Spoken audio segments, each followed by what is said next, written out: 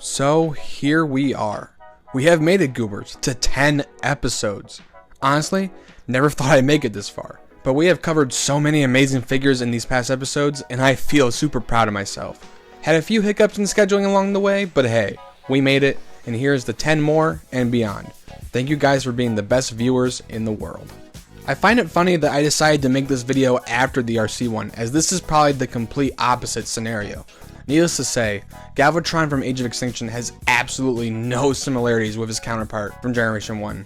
Is Galvatron's design bad? Kinda, sure you could say that. Is it the worst thing in the movie? Absolutely not. There are plenty of other issues with that god-awful movie. It probably deserves its own dedicated video.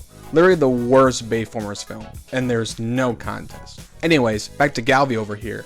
If you separate the design from the OG, the GOAT, the best character ever, it isn't that bad. It may be visually noisy, but I think that plays well into his man-made look. And I'm sorry, but my monkey brain just says it looks cool, okay? He's obviously based on Megatron from the movies, as even the film itself points out. I modeled Galvatron after Optimus Prime. Why does he keep looking like Megatron? And I particularly like the head sculpt on this toy. He looks maniacally moody. I really wish that there was more silver paint on him, however. I think it really would have benefited from that. And I actually wouldn't mind a premium finish version of him, similar to what Takara did with 07 Megatron. At first I thought he had a bit of a boxy look, and that's still kind of true, but it's not as bad as I thought. His chest opens up to hold the missiles for truck mode, or I guess anything really.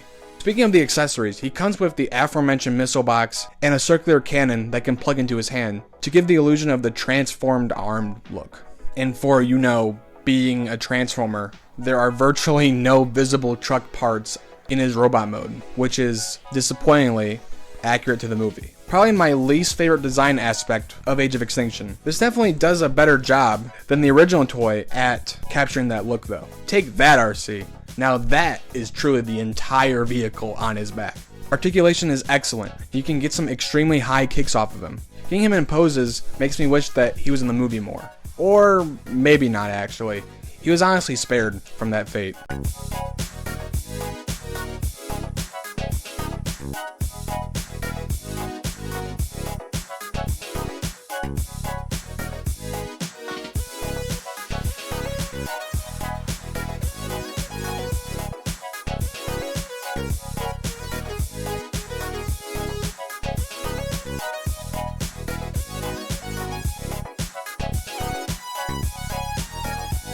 Whew, what a transformation. I had to look up several tutorials on how to do it.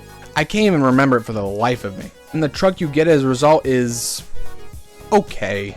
Given how the robot mode looks, and how he literally does not transform in the movie, the designers did their best, and it shows. I wonder if they drew any inspiration from the third-party Galvatron that came out a few years ago, because that one, arguably, commits more black magic to get that to work. The obvious point of contention of the truck is the feet hanging out of the back. And yeah, it's not great, but hey, who knows? It could just be an enhanced trailer hitch for extra strength. Okay, I may be pushing it a little, but you get my point. The cat part looks pretty good, and I forgot to film this, but the cannon can go in between the wheels during transformation, so yay weapon storage. Sorry about that. It doesn't really hold together well for me, but that's probably the nature of the toy, so I don't hold that against them too much. So as a whole, 10 out of 10. Great way to get Dr. Eggman's truck as a toy. Galvatron's one of my favorite characters, and does it kind of suck to see him be Bayified? Sure, but I still can't hate the design or the toy. They're just fun to me personally. And if you don't like this toy design, it is completely understandable and valid. At least it led to Megatron coming back in the last night with his best design in the Bayverse, so I can't complain too much. This design will unfortunately always be tied to corporate cynicism for me. But isn't that really the point of the character? To have a corporation try to automate soldiers and create an artificial Optimus Prime, but then to mess it up anyways? Wow. Did I really just pull that from the movie? Or am I looking way too deep into it? It's probably that one. Thank you guys so much for watching 10 episodes of Ben Talks Bots. I don't mention this a lot, but there's a playlist with all the reviews on the channel. Just waiting for you to click it, if you'd like. Follow me on my socials, and I'll see you next time. Have a good one. So what do you turn into? Truck. I don't think so. Trust me, I know what my alt mode is. Okay. Fine. What do you think it is? I don't know. Maybe a radiator? Ha! A radiator? Do you want me to say mess of parts? Because I can. That's right. I don't think so. Didn't have to be so mean about it.